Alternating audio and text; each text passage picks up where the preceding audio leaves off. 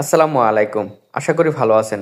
এই ধরনের ছবিগুলি কিন্তু ফেসবুকে খুবই ভাইরাল এবং ট্রেন্ডিংয়ে রয়েছে। আজকের এই এপিসোডে দেখাবো কিভাবে খুব সহজেই এক ক্লিকে এই ধরনের ছবিগুলি তৈরি করে নিতে পারবেন। তো চলুন ভিডিওটি শুরু করা যাক। এই ধরনের ছবি তৈরি করার জন্য আপনার একটি ছোট্ট অ্যাপের প্রয়োজন হবে। অ্যাপটি আপনার মোবাইলে ইনস্টল করে নিতে হবে। এই জন্য প্রথমে আপনার মোবাইলের প্লে স্টোরে চলে যাবেন।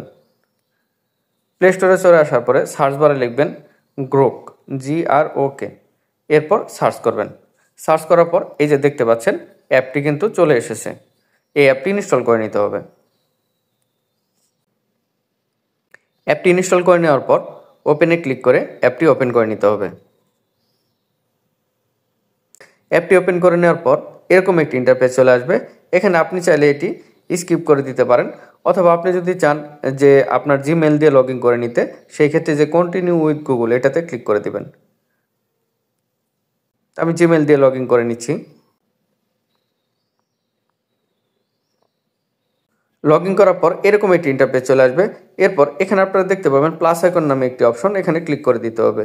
এরপর এখানে ফটো নামে একটি অপশন আছে দেখতে পাচ্ছেন, এটাতে ক্লিক করে যে ছবি দিয়ে এই আর্টগুলি আপনারা তৈরি করতে চান ওই ছবিটি ইনপুট করে নিতে হবে।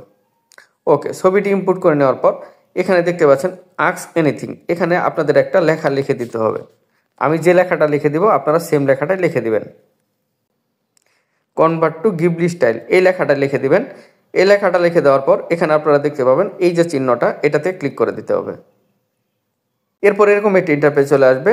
এখানে confirm your age to continue, এখানে এইজ সিলেক্ট করে দিবেন, অথবা যেভাবে আছে এইভাবে থেকে কন্টিনিউতে ক্লিক করে দিবেন। এরপর এখানে একটু ওয়েট করতে হবে।